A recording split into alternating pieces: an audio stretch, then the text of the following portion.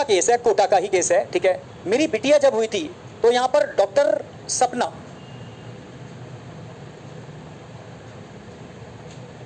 Doctor सपना है, ठीक है, कोटा के अंदर, उन्हीं का केस बता रहा हूं। सारे डॉक्टर एक जैसे नहीं होते, ठीक है, सारे डॉक्टर एक जैसे नहीं होते, पर आज की डेट में बहुत ज्यादा जो नॉर्मल डिलीवरी को भी सिजेरियन में कन्वर्ट कर देते हैं, तब भी चलो इतना भी कोई दिक्कत नहीं है।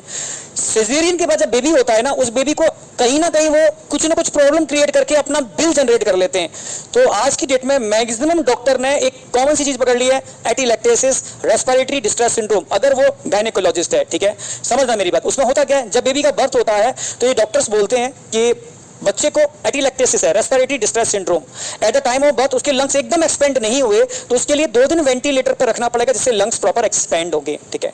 जिसका ये बहुत बड़ा सा चार्ज बनाते हैं, बिल बनाते हैं, तो एक लूटने का तरीका है, ठीक है। सेम कोटा में भी एक कोई सपना करके डॉक्टर है, ठीक है, सेम केस मेरे संग भी हुआ, आप समझ रहे हो, सेम केस हुआ, तब मैं समझा कि इंडिया के अंदर ये बहुत कॉमन हो गया है। लोगों ने बताया यार हमारे संग भी ऐसा हुआ, पूरी इंक्वायरी की, लग रहा है कि ये तो लाइन लगी हुई है, क्योंकि मुझे पता था कि ये केस नहीं हो सकता, क्योंकि ऑलरेडी, ठीक है, हमने बहुत सारे सप्लीमेंट्स यूज किए, बहुत सारी चीजें ऐसी यूज की जो बेबी के और मदर की हेल्थ के लिए बहुत एसेंशियल थे। वहां तो पॉसिबिलिटी नहीं थी, क्योंकि इतना हमने बहुत हर चीज का ध्यान रखा था, और एटीलैक्टेसिस तो होने का कोई मतलब ही नहीं है, ठीक है, रेस्पिरेटरी डिस्ट्रेस सिंड्रोम।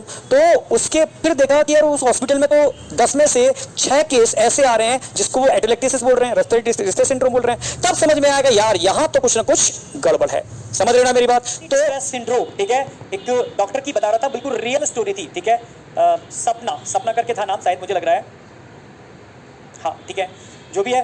तो उस डॉक्टर ने अच्छे भले बच्चे को एटीलैक्टेसिस बोल करके, समझ रहे हो, वेंटिलेटर पर रखा, जबकि और डॉक्टरों से क्रॉस चेक कराया, उन्होंने कहा बाद में यार ये तो नॉर्मल है, बट वो कंडीशन ऐसी होती है ना, बच्चे को आपके हाथ में देते हैं तो रिस्क आपका है, ठीक है। तो इस वजह से पेरेंट्स डर जाता है, ऐसा नहीं भी होता तो कहीं ना कहीं से अरेंजमेंट करता है, लाख 2 लाख 3 लाख जितना मांगते हैं वो देता है। तो ये डॉक्टर ने एक ट्रेंड बना लिया है, मैक्सिमम डॉक्टर ने, कि अगर देखता है कि पेरेंट्स कैपेबल है देने के लिए, तो तुरंत ये कॉमन चीज हो गई है, एटीलैक्टेसिस रेस्पिरेटरी डिस्ट्रेस सिंड्रोम, और उठा के वेंटिलेटर के, जब मैंने पता किया कि वो जिस वेंटिलेटर पर मेरी बच्ची 2 दिन से है, वो वेंटिलेटर तो खराब है, यानी ये मुझे बाद में मालूम पड़ा कि वो वेंटिलेटर खराब है जिस पर मेरी बच्ची 2 दिन से लेटी हुई है। तो समझ में आ गया कि डॉक्टर पर, ऐसे डॉक्टर का जो पैसा है ना, वो सब नाली का पैसा नाली में जाता है। मैं सच कह रहा हूँ, गलत तरीके से अगर पैसा कमाते हैं ऐसे डॉक्टर, तो सब लाइफ उनकी सुकून में नहीं रहती, ठीक है, हमेशा टेंशन रहती है और लाइफ में दिक्कत ही दिक्कत होती है। तो बस मेरे बच्चों से मेरी रिक्वेस्ट रहेगी, लाइफ में डॉक्टर बनना, पर इतने गंदे पैसे को एक्सेप्ट मत करना,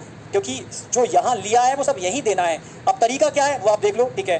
तो जितना भी हो बेस्ट, अच्छी दुआएं लो, अच्छे काम करो, कभी भी गलत काम मत करना, जिस टाइप के डॉक्टर जो कोटा में है, ठीक है, सब जगह है। जैसे मेरा पाला पड़ा इसलिए मैंने बता दिया, ऐसे हर पेरेंट्स का पाला पड़ता होगा, ठीक है। सारे डॉक्टर एक जैसे नहीं होते, मैं फिर से बोल रहा हूँ, ठीक है। बहुत सारे अच्छे डॉक्टर्स होते हैं, पूरे डिवोशन से काम करते हैं, उल्टा अपना पैसा भी लगाते हैं और ढेर सारा अच्छा काम कर रहे हैं, उनकी वजह से सिस्टम चल रहा है। अगर सारी डॉक्टर इस तरीके से हो गए, ठीक है, डॉक्टर सपना जैसे, तो सारा का सारा, समझ रहे हो, सिस्टम ही खराब हो जाएगा। चलो खैर, ओके, कंटिन्यू कर।